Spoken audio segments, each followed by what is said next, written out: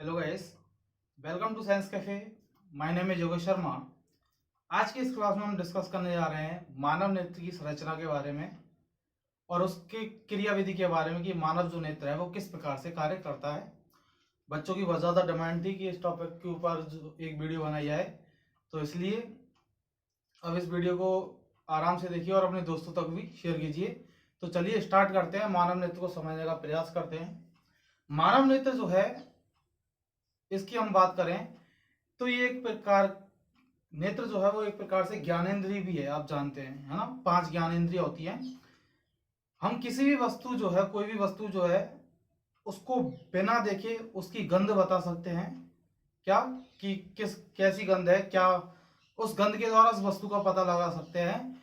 लेकिन किसी भी वस्तु का कलर, अगर हमें कलर की अगर बात की जाएगी कि बताओ इस वस्तु का कलर क्या है, तो वो हम सूंघकर या गंध के द्वारा पता नहीं लगा सकते। उसके लिए हमें देखना ही होगा। तो नेत्र जो है वो मुख्य रूप से क्या कार्य करता है, कलर को पहचानने का काम करता है। मतलब कोई वस्तु किस रंग की दिखाई दे रही है, उस वस्तु का जो रंग है वो हमें नेत्र के द्वारा ही दिखाई देता है। अगर नेत्र नहीं है तो वस्तु का रंग भी हमें दिखाई नहीं देगा। बात करते हैं मानव नेत्र की, तो ये कैमरे की भांति संरचना है। मतलब कैमरे की तरह कार्य करता है। जिस प्रकार कैमरे से फोटो कैप्चर एक बार हो जाता है, तो इसी प्रकार नेत्र जो है, यदि वह जिस वस्तु को देख लेता है, उस वस्तु का रंग ज्ञात कर लेता है, तो उस वस्तु का रंग हम दोबारा बिना देखे भी बता सकते हैं कि वो जो वस्तु है वो इस तरीके की, इस रंग की होती है। तो नेत्र जो है वो एक कैमरे की भांति संरचना होती है। बात करें इस नेत्र की संरचना के बारे में, तो ये गोलाकार संरचना है। कैसी संरचना है? नेत्र गोलक जो है वो एक प्रकार की गोलाकार संरचना है। आपको यहाँ पर डायग्राम दिख रहा है और इसमें आपको मानव नेत्र की ये संरचना है, जिसके कुछ भाग हैं उनके बारे में हमने यहाँ पर आपके लिए विस्तृत रूप से लिखा है। ये जो मानव नेत्र जो है वो आपको दिख रहा है, गोलाकार शेप में दिख रहा है। ये जो है, ये वाला जो भाग है, इसको हम कॉर्निया या स्वच्छ मंडल कहते हैं, जो कि उभरा हुआ भाग है। क्या है? उभरा हुआ भाग।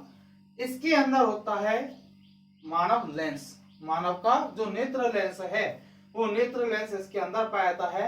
ये जो फ्रंट वाला जो भाग दिख रहा है आपको, इसको हम क्या बोलते हैं? पुतली बोलते हैं। क्या बोलते हैं? पुतली बोलते हैं। और इसके अंदर लेंस पाया जाता है, जो कि एक प्रकार से उत्तल लेंस होता है।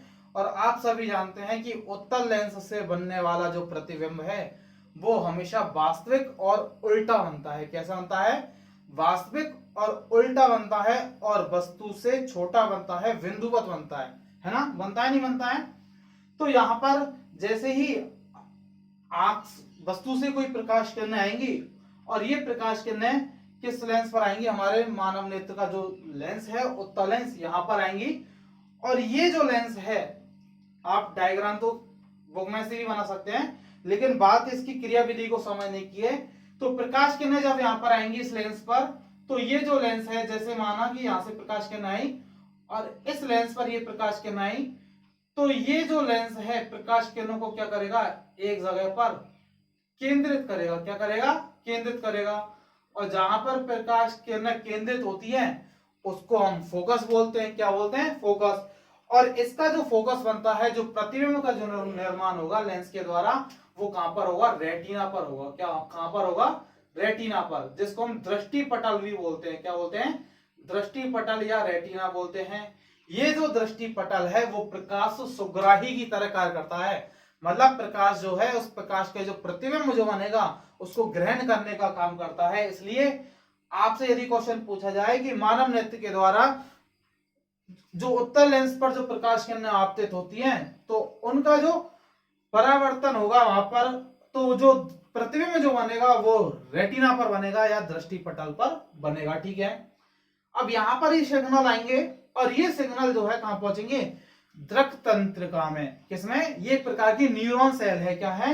न्यूरॉन सेल है। और आपको पता है कि न्यूरॉन जो सेल है, तंत्रिका कोशिकाएं जो हैं, ये हमारे डायरेक्टली अटैच होती हैं, डायरेक्टली कांटेक्ट में होती हैं। किससे? ब्रेन से। किससे? ब्रेन से कांटेक्ट में होती हैं। तो रेटिना से ये जो सिग्नल्स हैं, ये सिग्नल किस में जाएंगे? दृक तंत्रिका में जाएंगे, न्यूरॉन सेल में जाएंगे। और जहां से फिर जो मस्तिष्क है वो इस प्रतिबिंब का क्या करेगा? विश्लेषण करेगा। और वास्तविक जो प्रतिबिंब जो बनेगा, सॉरी, वो वास्तविक और उल्टा बनेगा, लेकिन ये जो मस्तिष्क है वो उस प्रतिबिंब को सीधा करने का कार्य करेगा, अर्थात सिग्नल का क्या करेगा, विश्लेषण करेगा कि वस्तु जो है किस रूप में, वास्तविक रूप में दिखाई दे रही है। मैंने यहाँ पर आपको शॉर्ट में लिखा है, वस्तु से प्रकाश किरणें आई, प्रकाश किरणें मानव नेत्र लेंस पर आकर पहुंचती हैं और यहाँ से प्रतिबिंब जो है वो रेटिना पर बनता है। किस पर बनता है? रेटिना पर। आपको याद रखना है, वास्तविक और उल्टा प्रतिबिंब बनेगा और यही रेटिना प्रकाशग्राही का क्या करता है, कार्य भी करता है।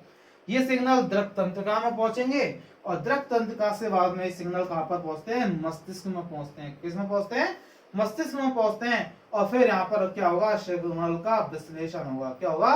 सिग्नल का विश्लेषण होगा और विश्लेषण होने के बाद वस्तु हमें सीधी होती हुई दिखाई देती है। सीधी वस्तु हमें दिखाई देती है, जैसा वस्तु का रंग होता है वैसी दिखाई देती है। वस्तु जिस आकार की होती है उसी आकार में दिखाई देती है। ऐसा नहीं है कि छोटी सुई जो है बड़ी हो जाए और बड़ी सुई छोटी हो जाए, ऐसा नहीं होगा। वस्तु का जो वास्तविक आकार जो है वह वास्तविक आकार, वास्तविक रंग वो हमें दिखाई देता है।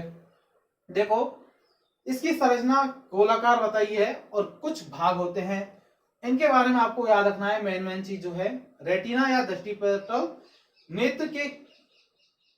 नेत्र के इसी भाग पर क्या बनता है? प्रतिबिंब बनता है। मैंने आपको बताया कॉर्निया सूक्ष्ममंडल, ये जो फूला हुआ उभरा हुआ जो भाग आपको दिखाई दे रहा है, प्रकाश एक पतली झिल्ली से होकर नेत्र में प्रवेश करता है, जिसे कॉर्निया या सूक्ष्ममंडल भी कहते हैं।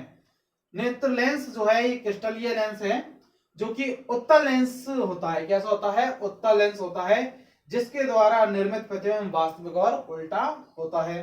परितारिका किसे कहते हैं? ये जो कॉर्निया है, इस कॉर्निया के पीछे वाला जो भाग है, जहां पर लेंस जो है दोनों तरफ से फिक्स है। कैसा है? फिक्स है। ऐसा नहीं है कि छोटा बड़ा नहीं होता, छोटा बड़ा हो जाता है।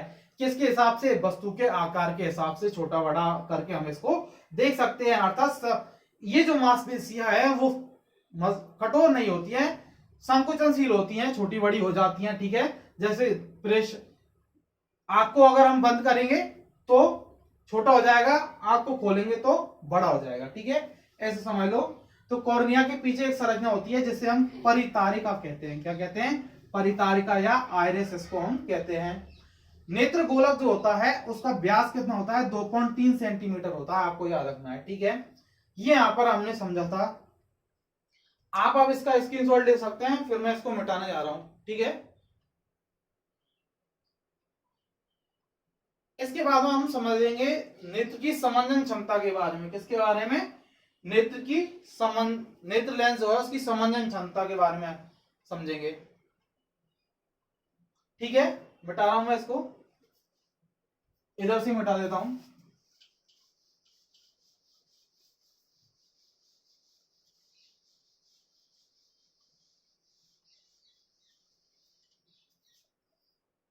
देखो, समंजन क्षमता ये क्या होती है?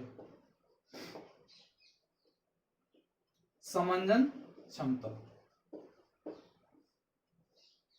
मानव का जो नेत्र लेंस है ना, मानव का जो नेत्र लेंस है, इसमें वस्तु को बड़ा और छोटा करके देखने की क्षमता पाई जाती है। क्या? वस्तु को बड़ा और छोटा करके देखने की क्षमता पाई जाती है, जिसको हम समंजन क्षमता के रूप में जान सकते हैं।